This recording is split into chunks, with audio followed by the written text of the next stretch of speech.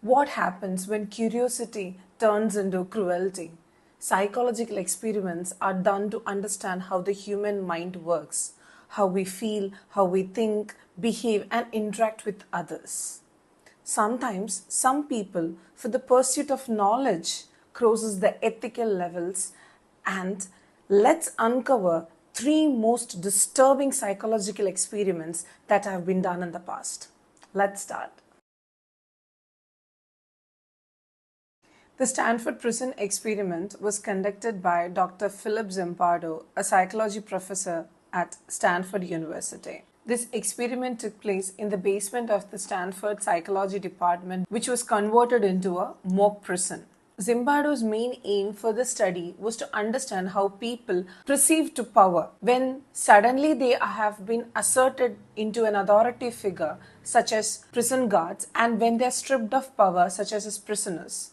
70 applicants were screened, and according to their physical and mental stability, 24 male college students were selected for this particular experiment. And they were randomly assigned the role of prisoners and guards. This experiment was supposed to be conducted for 14 days. The students who were assigned the roles of prisoners were actually arrested at their homes by real police officers, were blindfolded, and was brought to this mock prison. They were given ID numbers, uniforms, and were told to obey the law no matter what. On the other hand, the students who were assigned the duty of guards were given particular uniform, reflective sunglasses, and was asked to make order. But they were not given any particular rules by which they should follow how to maintain the prison. What happened next shocked everyone. Within few days, the guards began to show aggressive and sadistic behavior. They started humiliating the prisoners by stripping them, depriving them of sleep, and even making sure that they were emotionally and physically harmed. On the other hand, the prisoners started becoming anxious, passive, and even some of them emotionally broke down. Two of the prisoners even quit on the third day because they couldn't handle it anymore. Though the experiment was meant to last for 14 days, it was abruptly ended on the sixth day when Dr. Philip's then girlfriend Christina visited the site and was horrified of the situation that was happening there. She convinced him to end this experiment. This experiment remains one of the most infamous examples of how situational factors can override morality. Or in simple words, how common people can become monsters when given unnecessary power and when that power is unchecked. Zimbardo later admitted that he was too immersed in the role of a superintendent that he failed to protect his subjects who were the prisoners. Can fear be taught?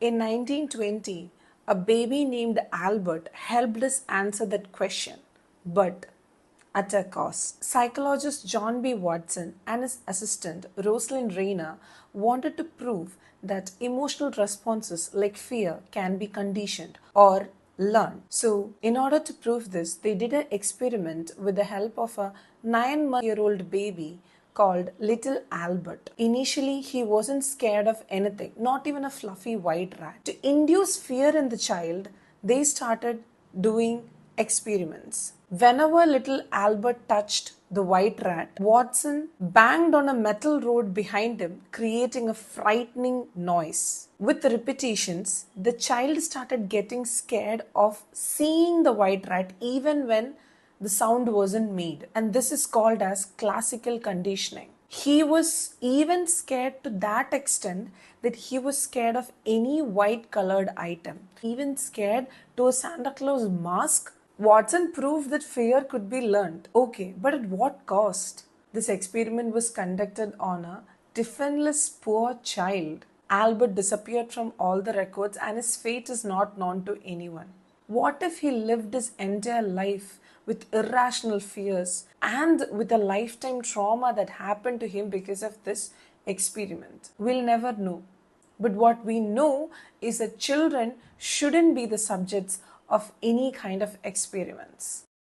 So back in 1939, a psychologist and a speech pathologist Wendell Johnson at the University of Iowa wanted to explore the causes of stuttering. He believed stuttering wasn't always biological and it could be learned based on how people react to the child's speech. He assigned his grad student, Mary Tudor, to conduct a secret study on 22 orphan children. The kids were split into two. One received positive speech therapy, where they were encouraged and supported their speech and telling it was fine, whereas the other was told that they couldn't speak properly even when they spoke perfectly fine. And they were told they could never speak properly in future because they are not performing now. And the result, some of the kids in the negative group developed anxiety and even hesitant to talk properly. It psychologically scarred them for life. And why the name monster study? It wasn't called initially, but later researchers found out how cruel and unethical it was. These children were already vulnerable, orphans looking for guidance. They were broken down and their self-esteem shattered. This experiment is not only unethical, but it is deeply inhumane. Johnson never published the results of the experiment, but as the University of Iowa was having a stuttering clinic and it attracted a lot of research, it started becoming an open secret.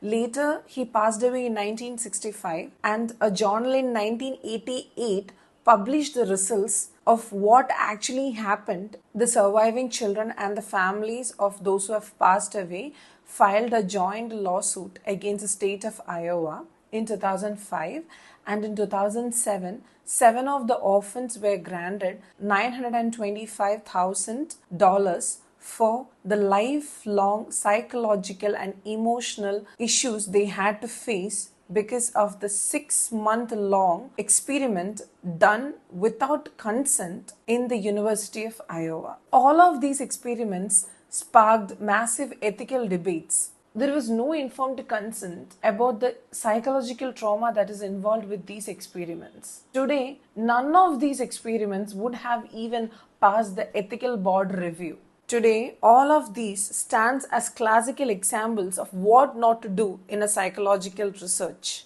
And with that, guys, we're coming to an end of the video. And out of the 3, which was the most disturbing one, comment below. If you like this video and you would like to see more of it, do like, share and subscribe. Always go with the flow.